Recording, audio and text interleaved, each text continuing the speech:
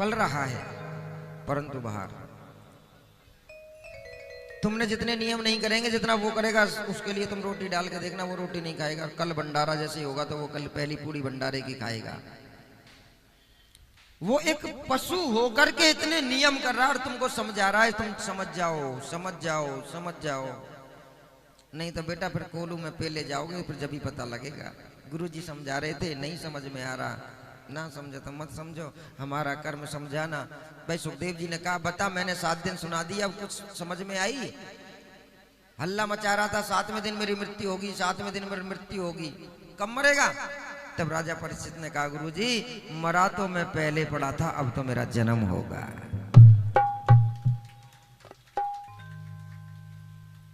सात दिन आपने इस कथा को सुना है, इस कथा से क्या शिक्षा प्राप्त की आपने? हमारे सैनी साहब कथा ये अपने पुत्रों को 8वीं कथा 9वीं कथा सुना रहे हैं।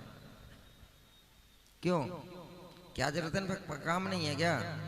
हर वर्ग कहते हैं गुरुजी जजमान, मुख्य जजमान कोई और कर दो, मैं सिर्फ कथा सुनने आऊंगा, नियम नहीं कर पाने। 7 दिन अपना काम काज सब कुछ छोड़ देंगे, पूरा एक फोकस कर देते हैं कि मुझे ये काम करना है। क्यों? इनके पास कुछ ज्यादा पैसा है क्या?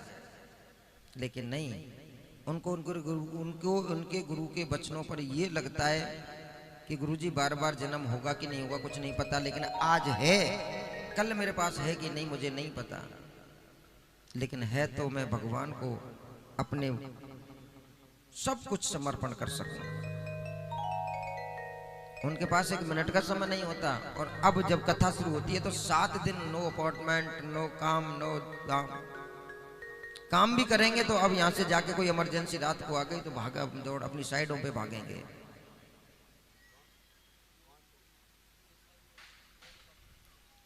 बार बार चिल्ला चिल्ला करके गुरु आपको समझाते हैं, फिर चिल्लाते और है पुत्र बचा लेना, है बेटी बचा लेना, बेटा बचा लेना, फिर नहीं बोलेगा। वो तो वैतरणी नदी में ही फेंकते जाओगे, पक्की बात है। रौरव नरक में फेंके जाओगे, सालमली वृक्ष के नीचे बैठाए जाओगे, जब एक पत्ता गिरेगा cut cut cut cut cut ऐसे एकदम शरीर क्षण हो जाएगा, तब पता चलेगा इन बातों का। आस्वयं कृष्णयं भगवतस्य प्रीतम न धारेत। और यही हम आपको समझाते हैं कि बड़े भाग्यवान हो जो देवताओं को धक्का मार के भगा दिया, तुम्हारे लिए कथा नहीं है और तुम गोविंद के चरणों में बैठकर कथा सुन रहे हो। बड़े किस्मत वाले हो, पुण्यशाली हो, अपने पुत्रों को कथा सुना रहे हो। कोई नहीं पता हमारी संतान हमारी कथा करवाएगी भी कि नहीं करवाएगी, वो हमको मोक्ष दिलाएगी भी कि नहीं दिलाएगी। कम से कम तुम्हारे अंदर वो श्रवण कुमार जैसी भावना तो जागृत हुई कि मैं अपने पुत्रों को मुक्ति दिलाऊं।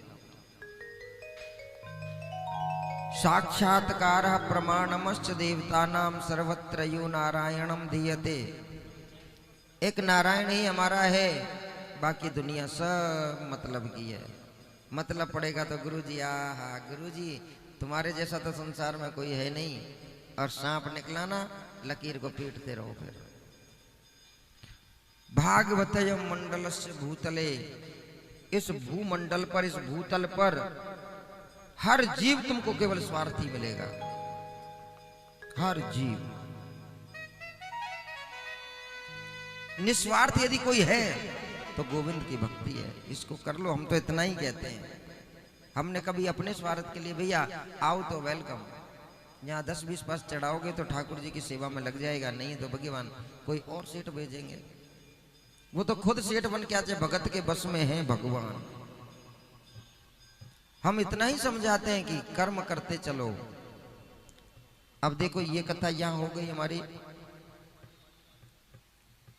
अब अगली वर्ष ही पितृमोक्ष की कथा में सुनने को हमको आप हम सभी को पाएंगे।